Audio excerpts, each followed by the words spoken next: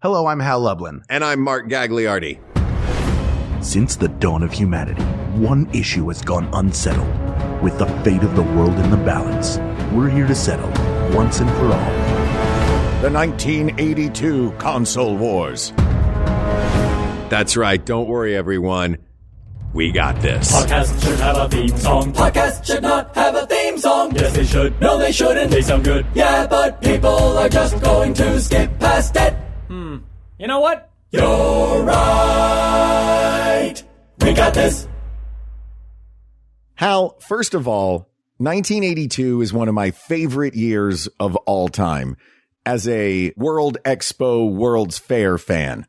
Okay. Because 1982 is the year that we got Epcot in Florida, the permanent World's Fair, and my hometown of Knoxville, Tennessee had a World's Fair. Oh. My one tattoo is of the 1982 World's Fair. That said, I have very little recollection of this year because I was between 2 and 3 years old. Is that what that tattoo is? Yeah, this is the logo for the 1982 World's Fair in Knoxville. I never once asked you what that thing is because I feel like almost every time I see somebody with tattoos, especially if they have a lot of tattoos, like they don't want to tell the story of every single one. Mm-hmm. It may be a personal thing and I never asked, but now I know.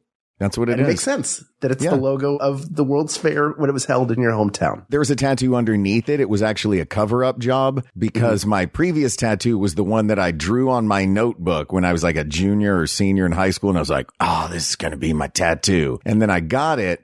And then I saw that John Gosselin from John and Kate Plus 8 had the same tattoo. And I was like, well, I have to cover this up immediately. Did you go to school together? What, did he steal your notebook? No, I saw it because he was like at the pool on the show and somebody took a picture of it and sent it to me and was like, oh my God, Mark, he has your tattoo. And I was like, okay, well, I don't have it anymore then. I'm getting it covered up.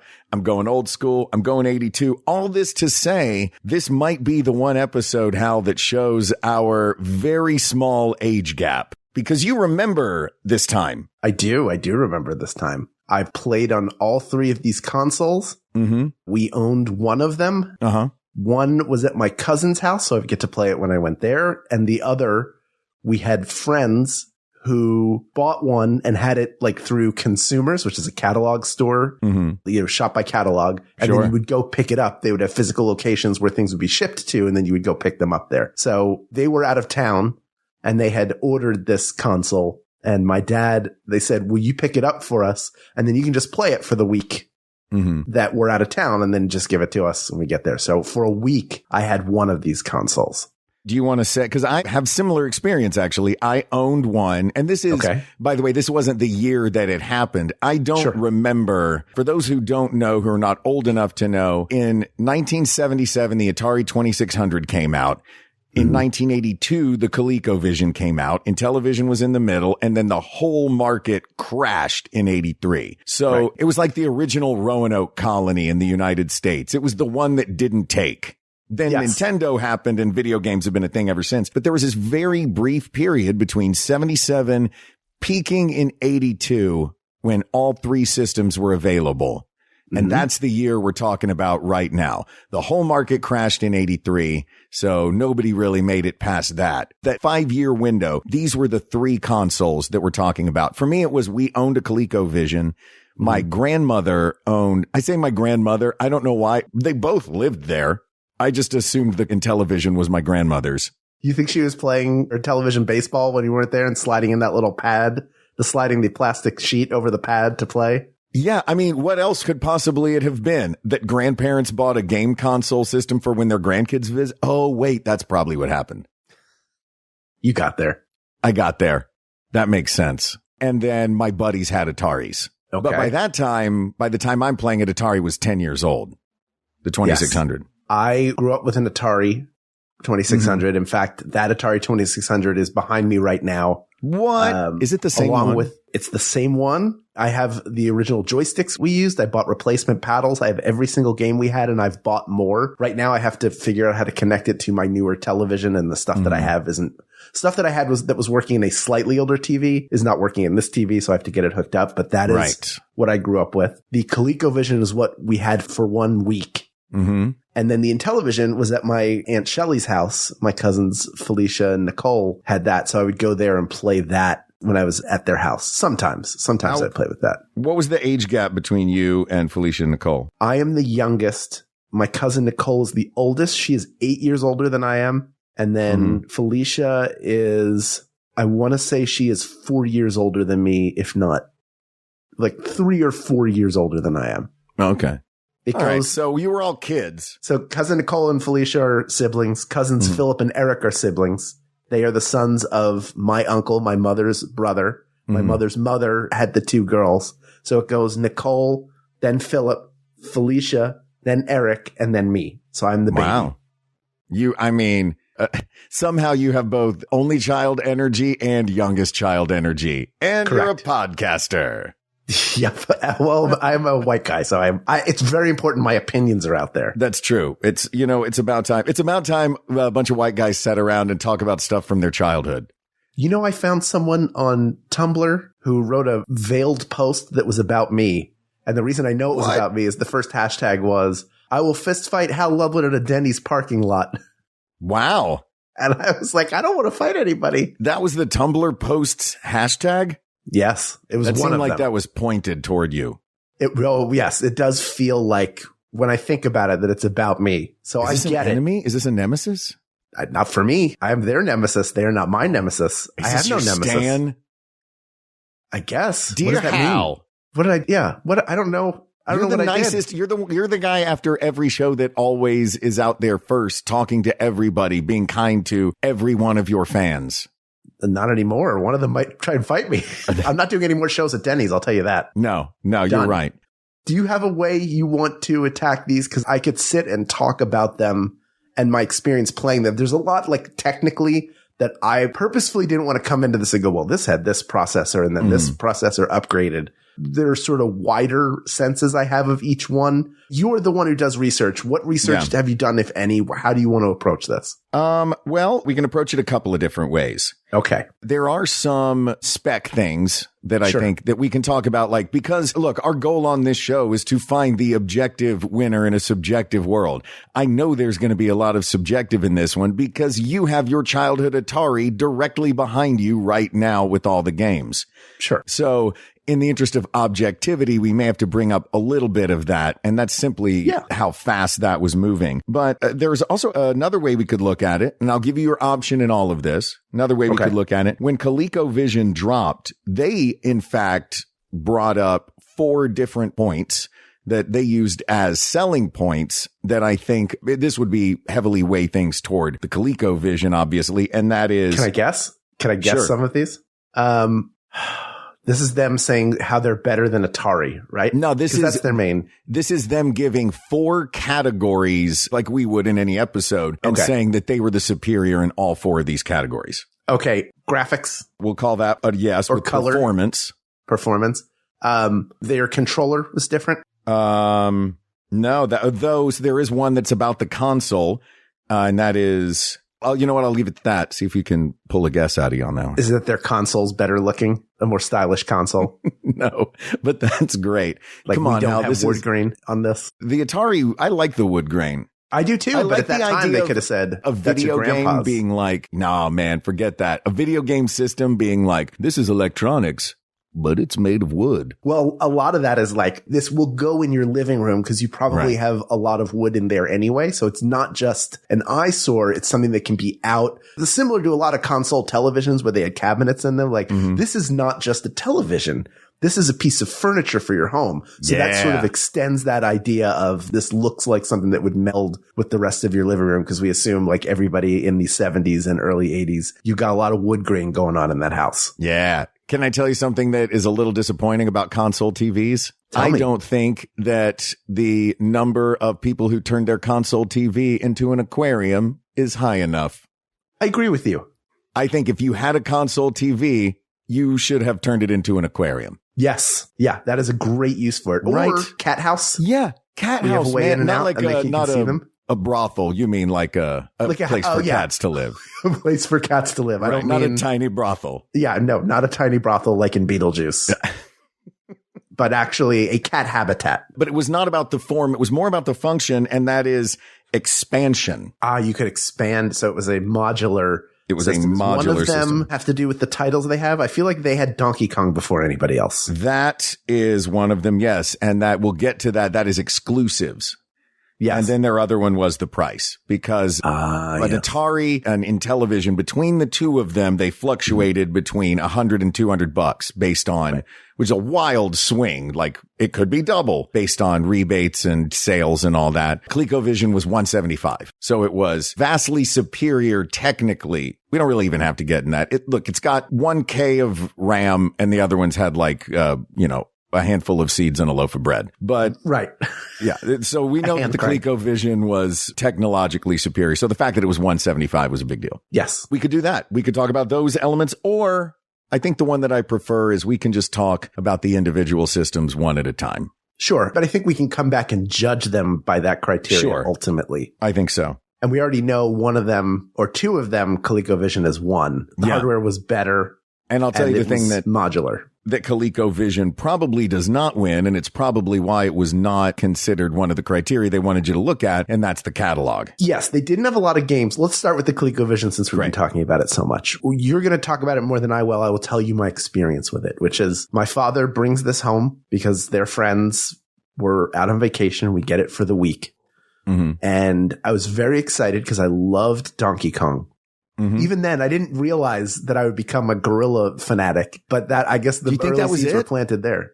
Yeah, we plug it in, and we already had, I think at this point, I think it was 81 maybe, or early 82, that the Atari version of Pac-Man came out. 82. It's horrifically bad. Yeah.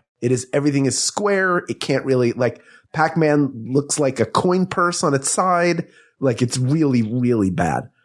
And so I'm used to, at this point, playing these games with substandard graphics, even for the time, like compared to what you would get in an arcade, clearly. We plug in this ColecoVision and we turn it on, and there's Donkey Kong. And to my eye, it looks exactly like the arcade. Yeah. And I was blown away by it. I thought it was the next level, to the point where every time something comes out, and has been the case since 1977 through now 2026 and beyond, something will come out and you'll go, there's no way it could possibly get any better than this. This is the best it could possibly be. And for that moment, it felt like that because all I had to compare it to was the arcade. It looked just like the arcade and it blew my mind. What was it like owning one and having it all the time? Well, again, I'm looking at all of this in retrospect. Sure. So to me, as a kid who had a Coleco and not an Atari, I would play ColecoVision ports. So it happened for me in reverse. Coleco had great ports from all of the arcade games. They may not have had the catalog, but they really nailed the porting. And it's because they had the technology to do it. They were able to, they could do more colors, they could do faster graphics, and they could do everything that an arcade machine could do. So they could do pretty dead on ports. So for me, Donkey Kong on a home system always looked like Donkey Kong in the arcade. And then I tried Donkey Kong on an Atari at my friend's house. And I was like, what is this trash system?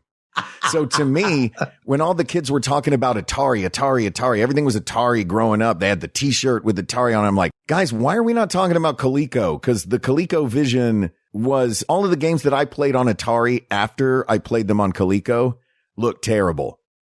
Do you know why it looked so good? Specifically Donkey Kong. Why Donkey Kong looked so good on Coleco and not on other systems, including Intellivision. It was not good on Intellivision either. Is it because they had a deal where all the other systems, Donkey Kong had to look like a giggle cookie on top of a sack of flour? Hal, you don't know how right you are. It is because they gave the exclusive rights to Donkey Kong to ColecoVision. There you go. And if any other system wanted to use Donkey Kong, ColecoVision made them a version and gave them they're like, here is our licensable version of Donkey Kong, which was deliberately terrible. Yeah. So the reason it was so bad was because of Coleco making it bad. So you would buy a Coleco. Coleco is a fascinating company to me. Do you know what Coleco stands for, Hal? Yes. College ecosystem. You know, you would think. I thought I was going to be right again. It's worth a shot.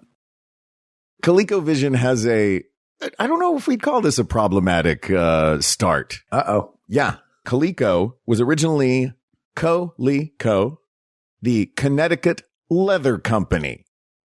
Coleco was a shoe manufacturer in Connecticut, struggled through the Great Depression until World War II came along. World War II came along and they made the soles for GI boots. Okay. Well, after the war ends, they don't know what to do. So they get into the toy business by manufacturing leather, look like a real Native American moccasin kits for kids. And that was their first foray into home leisure and toys and novelties. The toys and novelties got bigger. In the 60s, they were the world's leader in above ground pools, I found out. And then they went, you know what? Let's start making video games because this is a toy that kids play with. We have gone from being a shoe leather company via stereotypes into a toy company. Yes. So crazy beginning for Coleco. And then when the market crashed in 83, they went, you know what? Forget it. We'll invent the Cabbage Patch doll. Then that boomed and busted and Coleco went bankrupt a couple years later. But you got to give it to the company for swinging for the fences. And they rode some good waves. Like they were there for some big ones. The early video game boom was a huge deal. Mm-hmm. And Cabbage Patch Kids created riots in 1984 during the holidays. They were the best surfers of the 80s. Yeah. Man. Yeah, they were. And Intellivision originally, if I'm not mistaken, was a Mattel, at least a Mattel partnership. Yeah. If not their invention. Intellivision was an invention of Mattel. Okay. It became its own thing later on once Mattel closed their electronics division after the debacle of 83. But yeah, Intellivision began as a Mattel product because they were like, we can make a better Atari. And then Intellivision became the one that was known for all the sports games. They got the license for NFL football and MLB baseball. And that was the game that I played at my grandparents' house was baseball. Oh, that baseball game was so good. So I played at my cousin's house. Yeah. I did not like the Intellivision. And I will tell you why. It was the joystick. I was so used to the simple, just a stick and a button. And that was all you needed to do everything. To all of a sudden, I've got a dial at the top. I've got buttons on the side. There's a number pad. I've got a slide. If I'm going to play baseball, I have to put the sheet in that tells me what all the buttons do. And were I a little older, I think I probably could have figured it out a little bit better than I did. We're talking, I'm 5 years old in 1982. Yeah. And at 5 years old, most kids have not developed that level of video game skill. I don't even think kids today are that good at that point. And now I have a controller here that has 8 different buttons on it, 9, maybe 13 if you count the control pad. And they all do different things and you know how to do it because it fits in your hands. But as a kid, your hands are too small. Yeah. They each have an aspect to them that's still around today, whether it's a more complex controller that is a good thing ultimately because it lets you do more, it gives you finer control over things. Yeah, I guess for a gamer, for a casual gamer, give me an 8-bit Nintendo controller. Give me a directional pad, 2 buttons, and then the 2 in the middle for menus. But even those 2 buttons, like the second button is a big deal. Going from a single button, like, oh, how do you jump back and forth to these? And then later on, if you had an N64 or Super Nintendo, all of a sudden you had 4 buttons. So the buttons have been increasing because there's more stuff you should be able to do in these games because they look nicer and they're made more complex. Yeah. There are more complex things you can do within them. Yeah. Look, if all video game controllers had the same overlay technology that the Intellivision had, I'd be happy with all those buttons. Yes. For those who don't know, and I love these, and I was not even thinking about this element, but you really just reminded me of it. Your video game came with the cartridge, the book, and then tell the folks about this other part. Because these controllers had a number pad, you would get a plastic insert that would slide almost under a picture frame and over the number pads. So you would hold it with the stick at the top and then the buttons and then the sheet would go over it. So you would see, it would be a diagram. It would tell you what the buttons do. Yeah. Like so it looked, the baseball one, you'd slide it in and it looked like a baseball diamond. Yes. And here is first base, second base, third base. So you know what to press to do different things. And then I believe there was one button, maybe two buttons on the side. I don't remember. Maybe one. Yeah. I think there were either two on one side or one on each side. If you're thinking at home, humans have two hands, you're right. And there's no way to comfortably go around and do everything. You can't use the entire controller for anything. Yeah. Today, controllers are a little bit more, they're built so that you have access to everything, even if you're not pressing it all at once. So that was it's an innovation for its time. Mm-hmm. And it made every game feel a little bit different because, now the controller, like the joystick has changed. It physically looks different because you've slid this insert in there. Or in my case, come on, man, we were real little kids. We didn't always put our stuff away. So, some of the little slide in inserts were just pieces of paper that our parents had drawn what was supposed to be on the number pad in there and then cut it to that sort of playing card size and slipped it down in there. It's fine. It worked. Yeah. Yeah. But it's losable. It's exactly like those little slidey things are super losable. Right. That's a big problem. Yeah. With those. Then you're playing in television, Las Vegas poker and blackjack. And, you're like, I lost the thing. I think 7 means hit and 9 means stay. And you're like, oh, nope, I did it wrong. That game I was addicted to at my grandparents'. Those were the two we played the most on Intellivision were baseball and the Casino. How his little eyebrows would turn down when you would bust. Like he was mad at you. That game was awesome. The only thing that could make losing a casino worse is the dealer disapproving. Yeah, shaming you. Why are you even here? I'll tell you the one other game we played a lot on Intellivision at my grandmother's house that introduced me to Snafu. For those who don't know Snafu, that was because many of these games had to draw at the same time that you were playing the game. So the game was always kind of playing catch up, drawing the images. This leaned into that. And many of us know it now on our phones as Snake, but it was called Snafu on Intellivision. See, groundbreaking games that led to a lot of things after. Let's take a break. And then when we come back, we'll discuss the Atari 2600 and we'll figure out once and for all which one of these consoles wins the 1982 console wars. We'll be right back.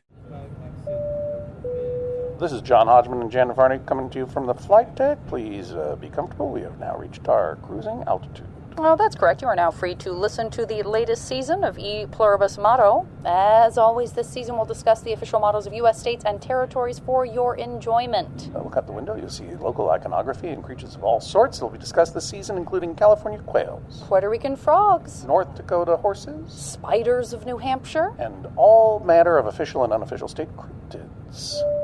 I've now turned on the enjoyment sign.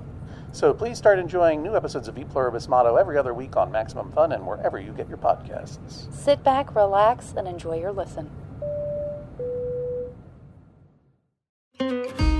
Saginaw, Michigan, Galveston, Texas, Albany, New York, the Twin Cities of Minneapolis and St. Paul, and Muncie, Indiana. We've just added these cities to the growing list of meetups on April 23rd for Max Fun Meetup Day. Didn't hear your city or don't know where your local meetup is?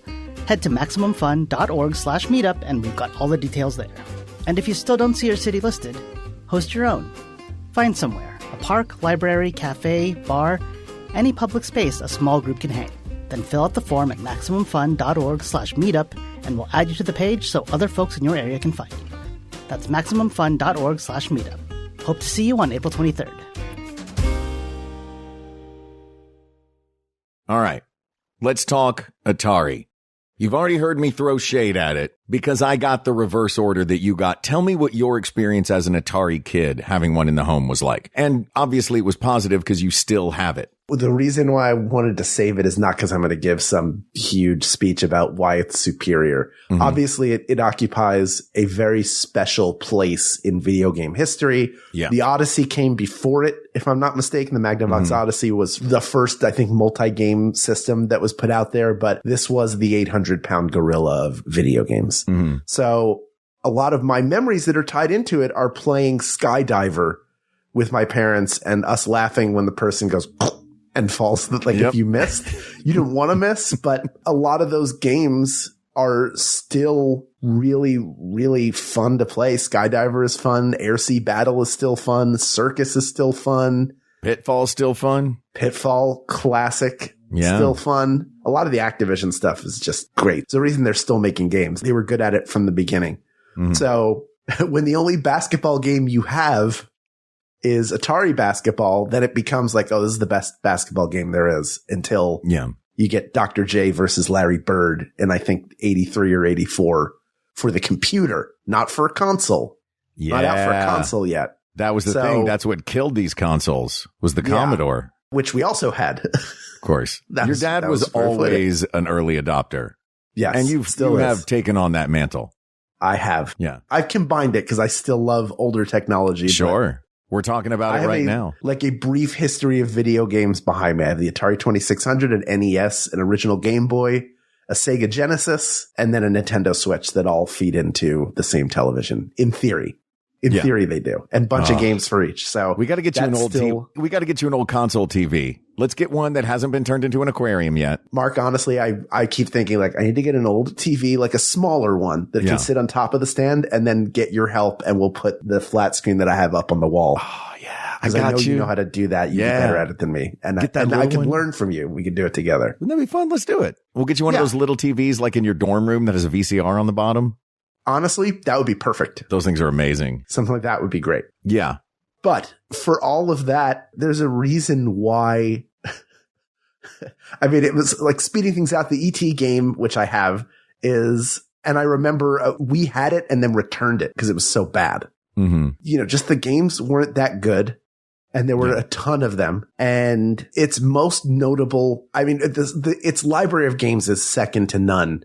Yeah. And then it's also second to all because so many of the games are so bad. I have a MASH game that's probably one of the better games that I have for the Atari. That's a surprise that MASH was a better game on the good side. Because usually it seems like those licensed ones like that were the ones that they would farm out fast. Maybe MASH was on TV for a long time, so they're like, you have time. They put that ET one out in 5 weeks. They gave that dude 5 weeks to make that game. And I think because we talk about legacy a lot on this show. If something's got, you know, a really storied legacy, I tend to be the one that will give that extra weight. But in this case, it feels like a sort of complicated legacy because of this catalog. And it was, you know, it's the 500-pound gorilla or however many is in the metaphor. And then you've got 500 games. For comparison's sake, Intellivision and Coleco each had about 150 games. And then Atari had 500 games. But so they've built up this legacy of all of this possibility because their licenses were so wide open. Anybody could put a game onto a cartridge that fit into an Atari 2600 and sell that game. So there was no quality control over it. So it got so big so fast. And the games got so terrible. The two specific that you mentioned being the best examples, I think, the Pac-Man that they made for the 2600 and the ET game they made for the 2600. And that was what the bust was like. The boom was caused by Atari. And then 5 years later, the bust was caused by Atari. You know what I mean? Hal is digging through a bin behind him. I don't know if I've lost his attention or shifted it. No, I wanted to pull out the games that you were talking about because you were talking about them. Mm-hmm. So you mentioned they're right next to each other in the bin. That's so funny. And I hope you mentioned the bin, you meant Pac-Man in the British sense. There's Pac-Man. And then right next to it is E.T. the Extraterrestrial. $24 million they paid for the license for that. I have no idea what that is in modern money, but it was a lot back then. Yes, it was really like some of these games in here. The Smurfs game that I have is again, like when you're a kid playing these games, if you're 5 or 6 years old, it's fine. It's great. Mm-hmm. I don't know how much they hold up. And by the way, we talked about this as well. The Coleco Donkey Kong. Donkey Kong. I have like most of the notable games that you could think of here. I have Spider-Man, Superman, Frogger. I love that we're talking about this retro system and all you had to do was, you didn't even have to stand up from the chair you're in. This office, if anybody hasn't been to Hal's office, he should give out 5 golden tickets and then invite you to it. And then one of you gets to keep it by going through his Kennervator that shoots you out the ceiling. You get to own that. But as I look here, there are games here that I think are very good games that are enjoyable to play for what the system was. And it's enough to have kept it around. So yes, it has a ton of games, but it also has enough good games in there that it will have more good games than I think either of the other systems. Yeah. It's a lot of crap thrown at the wall for sure. I think part of this too is, I don't know what Intellivision's relationship to hubris was. But I know that in the case of both Atari and ColecoVision, Kid Icarus wasn't just a game, which was a very good game for the old, that was a Nintendo, right? That was 8-bit Nintendo, Kid Icarus. Yes, it was. Great game. But it feels like what killed Atari was hubris. And it was thinking that you could give someone 5 weeks to create an E.T. game and people would just buy it because the artwork was good. It was like a Drew Struzan poster of E.T. on the artwork. And then it doesn't matter if the game sucks. And then with Pac-Man, this to me feels like, this makes me mad at Atari and the hubris level. They sold, to this point, 10 million Ataris. Yes. And they made 12 million of that Pac-Man game. They were like, this game is so good that we're going to have 2 million people want to own it twice. It is hubris, but it also is strategy. So think of it this way. E.T., they're rushing it out because it's the hottest movie around. Can we get it out for Christmas? But they know it sucks. In the summer, but they're like, it'll be fine. You know, they'll figure it out. And it is a practically unplayable game. Pac-Man those are both big enough properties that as a marketer, you can reason it by saying, not people are going to buy it twice, but I bet we can sell another 2 million units from people who want to play Pac-Man at home. And they'll do it with us because we're Atari and they've probably heard of us. Like, we are better known than Intellivision or Coleco. We are a bigger name. And they were. They were at the time. Like, they were the 800 or after Slim Fast 500-pound gorilla in the room. That's what the metaphor is. But here's the thing. There's a sentence at the end of that is missing. The sentence is where the hubris comes in. And maybe it is just marketing and all the other stuff is just strategy and marketing. But the hubris comes in with, and even though the game sucks.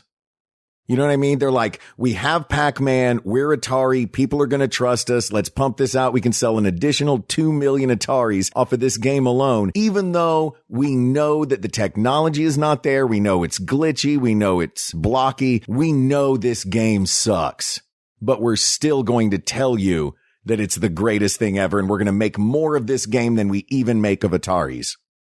I mean, it's for sure greed. It is the greed of, we got to have a big title for Christmas.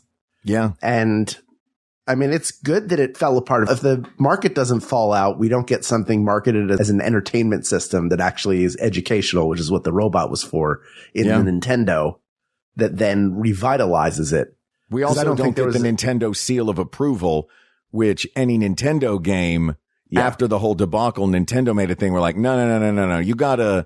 We have to approve your game before you can put it in our system. Yes, that was, they had much tighter. They got to learn from the mistakes of Atari. But I mean, I'm looking through here, almost any big Atari title you can think of, I have, and they are a lot of fun for the system. So just like you could have a whole afternoon having fun playing on Atari and play different games. I think the playability of it lasts longer. Coleco didn't have enough games. They never had enough games. That's why they got in at the wrong time for sure. Had the system been a little bit different, had more games, would it have been more successful? Maybe. I don't know. I think the market was doing what the market was going to do at that point, and just it being a video game system was enough that like just nobody wanted to touch it.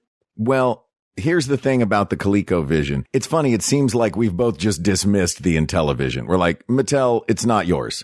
It's not the Intellivision. It's not the Intellivision. No. Thank you for being here, though. We will call you if we need an understudy system. Yes. So it's between these two. There is a detail, though, that you said you wanted to go back to this and we could talk about it when we were doing the comparison at the end. It's funny that now it feels like camps because you had an Atari and I had a Coleco. But you said we could go back to that thing we talked about at the beginning, which was the price, performance, expansions, and exclusives. The exclusives showed their level of diabolicalness with the whole Donkey Kong thing. The price, self-explanatory. Performance technically speaking, the ColecoVision was better. Technically speaking, the ColecoVision could do anything that the Atari 2600 did and then some. Mm-hmm. And because that was the case, that brings me to the fourth of the four different elements, and that is expansion.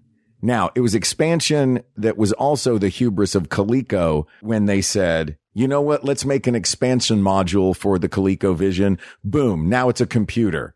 Oh, this is great. Now we're going to make a computer. And then Coleco made one of the worst computers of all time. So it's like they both had a moment at the end where they thought they were big enough to make a huge mistake like that, and they turned out not to be. But before they made that attempted computer expansion with the keyboard, they made another expansion. And this expansion we had as kids in the ColecoVision we had at home. And this expansion is the one that I think puts ColecoVision over the top. And that is the ability to play every Atari 2600 game. It was an expansion module that you added to the ColecoVision, which Atari was pissed about. They sued. Sure. I don't know what the ultimate outcome was or if it even mattered, if it was still going through the system when the whole thing crashed. But the fact that a ColecoVision had a little plug on the side where you could play every single Atari 2600 game, that is what puts it over the edge for me, in that suddenly the catalog of Atari, which is what makes it, so far superior, it had 500 games. ColecoVision had 150 games. You add this expansion module on there, suddenly Atari has 500 games and ColecoVision has 650. So do we want to reward piracy? Well, the fact that if the edge was given to them because they could play the other consoles' games, that might tell you what you need to know. But it tells me that the one benefit that the Atari had, which is its huge catalog of games, in a purely quantitative sense, right? There is a joy in the controller of an Atari. There's a magic in the joystick and one button. I'm just speaking quantitatively that the ColecoVision could play every game that the Atari could play, plus 150 technically better on specs games. The Atari couldn't do that. Yeah. The case, by the way, was thrown out. So Coleco, this is what happened. Atari sued Coleco for $350 million. This is December of 1982. This is the last salvo in the War of 82. So they're claiming Coleco ripped off proprietary designs to make their compatible expansion module. Coleco countered with a $500 million antitrust lawsuit that claimed Atari was trying to discourage retailers carrying Atari products from also carrying Coleco. They also charged that Atari created an unfair advantage in the industry when it bought part of the Pac-Man inventor Namco, and that it violated antitrust laws as well. Atari's claims remained unproven and dismissed, and both sets of charges were settled out of court by April 1983 when Coleco agreed to pay royalties. Not all cartridges fit properly into the module, so Coleco provided an adapter to anyone that wrote to the company to complain. So they gave you an adapter that partially worked, and then if you complained, would you get the second adapter, double adapter, to put into the adapter. So you're building a Jenga tower of adapters. It looks like the old man's wall outlet in A Christmas Story when he's got all the different lights plugged into 100 assorted couplers and bricks. So if you want to play Yar's Revenge badly enough, you will write in angrily and then wait however long it takes them to ship you the piece that you're missing. Who do you think would have won if the bottom hadn't fallen out? Because we also have the Atari 5200. That was their answer to, did you have a 5200? No, we only ever had the 2600. Yeah. We had the 5200, then there was the 7800 came after that. So they got better. Yeah. But I don't think they ever, those were the death rattles. I think that's a really good question. I think Nintendo still would have come in with a better console, but it might have been more of a race. Originally, Nintendo was going to have Atari distribute the NES for them. It was going to be basically licensed by Atari. And then the bottom fell out of the industry, which is why they waited. One of the reasons they waited until 1985 to release the NES, which wound up obviously changing the industry again and making home video games popular. And then their war, because like there's always consoles fighting each other, right? It's Nintendo, then Nintendo versus Sega. Then it's Sega versus Nintendo versus Oh man, the ones that made Splatterhouse, I can't remember. No, I forget the fact the TurboGrafx 16, those people. Yeah. Then Sony comes along. Now it's Sony and Microsoft, but Nintendo's still there. There are always choices, but we haven't had a crash again like we had in 83. So it's impossible to say if Atari would have come. Like there are other Atari, the Atari Jaguar seemed pretty cool. I think the Atari Lynx as a handheld system. I remember the Lynx is way better. We have a Lynx. My dad has it in Philly and I keep thinking I got to take it back here. Yeah. The next time I'm there. Like Atari I think they could have survived. I don't know if they would have. You mentioned before, by the way, Sega, the Sega Master System. One other thing about Coleco that's cool is that the different parts inside a Coleco, like the, I don't know if you say Zilog or Zilog 280 chip that it had, plus other like the sound card, all of those different components were all components that computer people could get. They were computer components that computer people could get their hands on. So the fact that they were using readily available pieces meant that when Sega built the Sega Master System, they basically just built a ColecoVision. They upgraded it. They did a Sega Master System was just a knockoff ColecoVision back in the day before the Genesis was made. Yeah. But yeah, it's tough because I think there's one that is objectively better, but I think the subjectively better one is not the same one. It's the Atari because of that controller, because of the elegance of it, because of the legacy of it. Yeah. But if the question is who won the 1982 console war, I mean, ColecoVision was gone in 2 years and Intellivision was gone in 2 years and Atari was working until 1992 making things, even though it was a completely different version of Atari. Atari kept going. So they may have won the war, but purely on an objective, the objective answer is the ColecoVision. So the question is, do we want the winner of who won the console wars to be the objective winner or the subjective winner? The one where you've got memories of you and your buddies and you and Felicia and Nicole playing video games together. Oh, they were the Intellivision ones, weren't they? Were way too busy.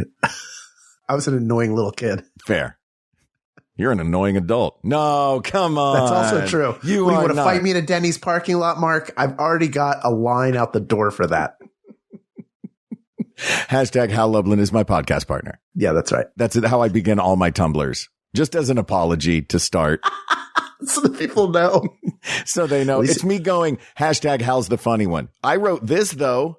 No, not absolutely holding my art up in the hopes that it gets put on the fridge. Yeah, you're holding up the Mona Lisa, pal. Don't even dare. On the one hand, it is technically a better console. On the other hand, it didn't have enough games, and it had the games. That's the thing. Objectively, you could play all of the games on. I don't know how we don't give it to the ColecoVision.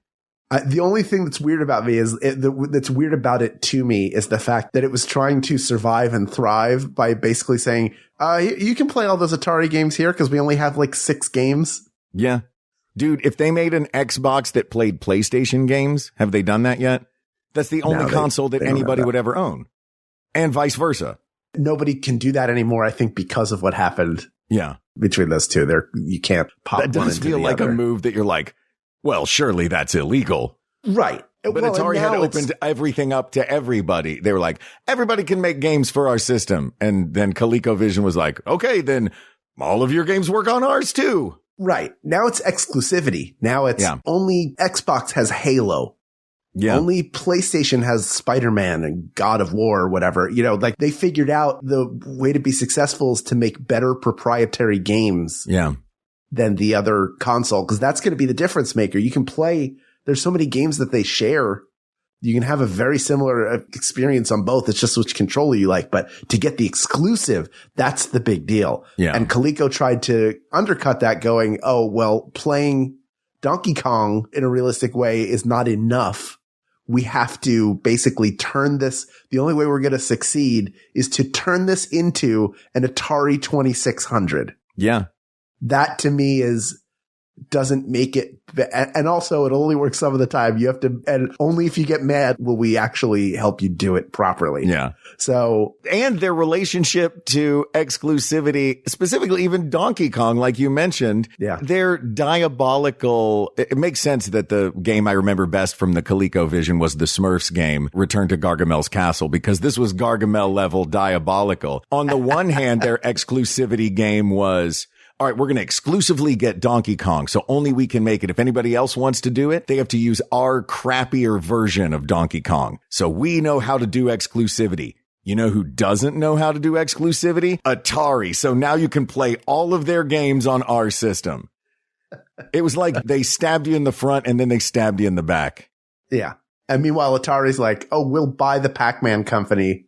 Yeah. So that we can get exclusive. You know, it's a battle for exclusivity, and it feels weird to give it to a technically superior console that wouldn't have survived, whose survival tactic was turning itself into an inferior console. Yeah. And not even fully being able to do it. And maybe that says something about that inferior console and the subjective magic of sitting with your buddies with a joystick with one button and the elegance of that. We've gotten away from too many buttons. Like it was at the beginning of the curve of how many buttons do we need? Not any at all, to a bajillion, right? And then back to, no, you just a touch screen and leather. And you're like, it was at the vanguard of before we even knew that we were going to loop back around. Right. Yeah. Maybe that late 70s. I don't know. I don't remember the 70s, Hal. Early 80s, right. You know, the magic of owning a video game and their introduction of cartridges, which I know Odyssey, you said, had cartridges before, but they were the one that really was just a home video game system. Yeah. But wasn't the Odyssey the one that just had it was like 4 buttons and it was, tennis, hockey, other, and other 2. So those were your 4 choices of video games. Yes. Yeah. All those games basically ported over. Like you have Olympics for Atari or Pong. Like a lot of those, the idea of like 2 lines moving a pixel around the screen. Mm-hmm. Everybody had that. And from Pong to the Odyssey. And the Odyssey, you put overlays on the television, I think, to make it look different. Oh. Which to television was like, hold my beer. Yeah. Put the overlay on this overly complicated number pad. Yeah. I was like, why are we using a phone? Because it just looks like a phone. It looked like a phone with a dimmer switch on the bottom. It did. Yeah. It did. Are we ready? What do you think? I know where you're leaning. And I think I'm inclined to also, for legacy purposes alone, and also the fact that Coleco were kind of dicks. They were all dicks, yeah. Yeah, they were all dicks. I mean, look, here's the thing. Yeah. I think this wraps it up. I think, people of the world, is there are some things in history where you go, that was the superior device in every single way, and they got edged out by something inferior, and it's not fair. ColecoVision is like, this would have been better had they been better at getting game licenses, had they developed better original games. But at that time, it's who can get the better port of what's in the arcade, or who can get some pop culture property like E.T. Mm-hmm. And they were not good at that. So they were like, we can also be the Atari 2600. It's not as good. It is not.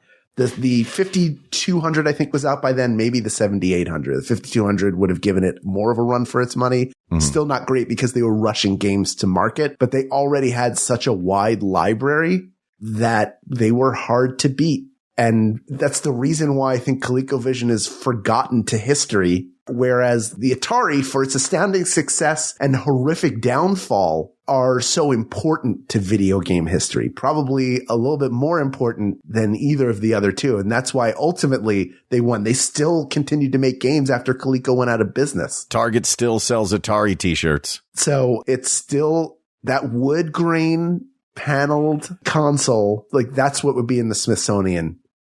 The other ones are not. And on top of that, it's still fun. There's still a lot of fun games. Ask Mark Evan Jackson, who is a lover of Yar's Revenge. Oh. Another one of the great games for the Atari 2600 and beyond, which is the winner objectively of the 1982 console wars. Yeah. Asked and answered. Well, this topic is closed, but there are many more topics to discuss. So please reach out to us via email at wegotThisPodcast@gmail.com or Find us on the social media at We Got This Podcast. On Instagram, we are at We Got This Show. Don't forget to subscribe to our YouTube channel. And more people I see coming into the Discord. And we're sure happy to have you there. That's where we're getting all of our topics. It's bit.ly/WGT Discord. This topic came from KT Geek, my buddy Keith, who I got to see. Yeah, Keith is the best. He is a tech dude and just an all-around great guy. When we were in Chicago doing Thrilling this past spring, I got to go out for late night pie with him and Dan Sinker, and it was honestly just one of the most pleasant evenings, just the three of us hanging out and talking. Thank you for what is the most KT Geek outside of something to do with like microbrewed beer topic that I could possibly imagine. Great job. And everybody else, get in there. There's a whole thread just for topic suggestions, and you are more than welcome. We'd be happy to have you there. Thank you to producer Ken Plume, researcher Kate McManus, graphic designer Uri Kelman, and QA engineer Jen Alba. And thanks, of course, to our musicians, Jonathan Dinerstein and Mike Furman, for our score and theme song, respectively. And thanks to you, the people of the world, with whom I would love to sit on the floor of either Hal's cousin's house or my grandparents' house and slide those little plastic doodads into the controllers and play Las Vegas poker and blackjack until that dude furrows his brow at all of us. It's all about having fun together. It's all about joining together in a spirit of camaraderie, if not via vintage video games, then via this conversation and others like it. And the members of the Maximum Fun family, thank you for being a member of Max Fun, for supporting the show financially, for everyone to hear it. We cannot thank you enough. And for those of you who are not yet members, you can always become a member at MaximumFun.org/join. And for everybody out there, what really helps the show a great deal is sharing us with people that you know. If there's a specific episode you think people would respond to, if there's a specific guest you think people would enjoy, there is never a better time to share it with them than right now. And that can be sending them a text. It could be leaving a review on the podcatcher of your choice. All of those different things help us grow the show, and growing the show helps us continue the show. So thank you for that. Yes. And to all of the people of the world, we couldn't do it without you. We wouldn't do it without you. So to you, we say thank you, thank you, thank you. For Hal Lublin, I'm Mark Gagliardi. For Mark Gagliardi, I'm Hal Lublin. And don't worry, everybody. We got this. We got this. Maximum Fun, a worker-owned network of artist-owned shows supported directly by you.